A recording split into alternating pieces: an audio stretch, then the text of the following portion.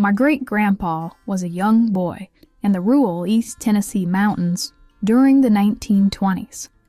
He always loved to sit on the porch, whittling on a stick with his old-timer pocket knife, telling me stories of all his adventures of growing up back then. Anyways, this is a true story he told me about the first time he ever saw a stick of gum. You see, back then, folks who lived in the mountains were self-sufficient in most every way. They grew all their own food and hunted for all their meat. Heck, they made all their tools and furniture. They were true survivalists. Well, really, they had to be, because even if a family was as close as 20 miles away from a store, the roads were just bad.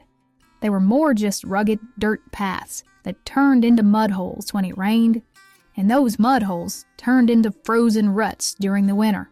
But that didn't matter too much, because no one owned an automobile, and during that time, a family might only make the long trip to the store 3 or 4 times a year. So you see, that was the problem. Most folks couldn't get to the store. And that's when the stores came up with an ingenious solution. Let's take the stores to the people. They called these things rolling stores, or peddlers. They would load up these trucks with everything from fresh fruit to coffee, sugar, chewing tobacco, vegetables, shoes, you name it. Now, back then, most folks didn't have money, so they would barter with these stores on wheels. Their motto was, we buy anything and we sell everything. The rolling store would stop by the farm once a week, depending on what time of year it was. This also determined what type of merchandise might be for sale. For example, in the spring, the shelf spaces might be filled with Easter dresses for little girls.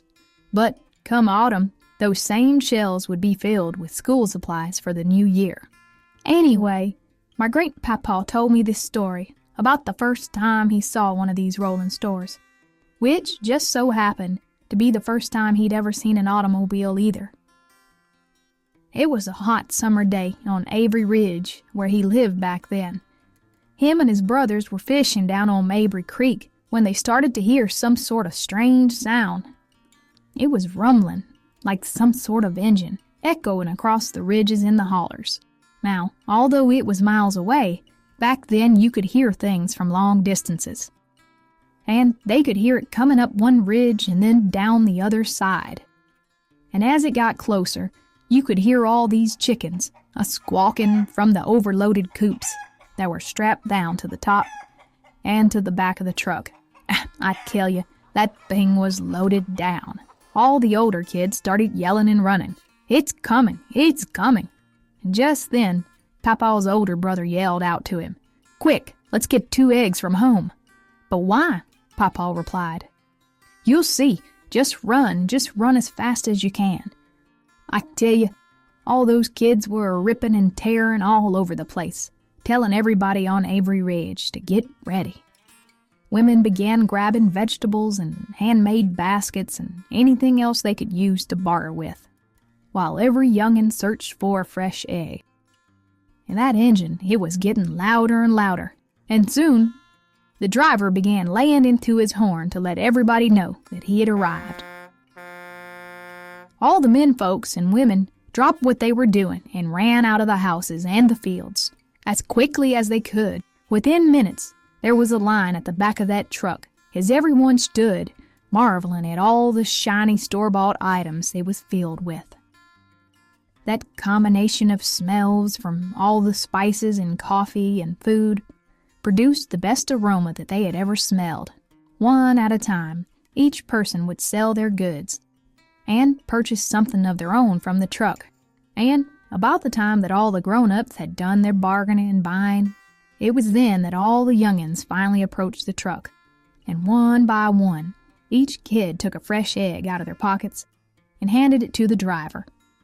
In exchange, the driver of the truck gave each kid a stick of gum. My papa said he had never seen a stick of gum, let alone chew it. He told me it was the best thing he had ever tasted at that point in his life. And he still remembers to this day blowing his first bubble Indeed, Papaw loved to talk about the simple times from days gone by. And I was a young sponge who loved to listen to his stories. Be sure to like and subscribe. I'll see y'all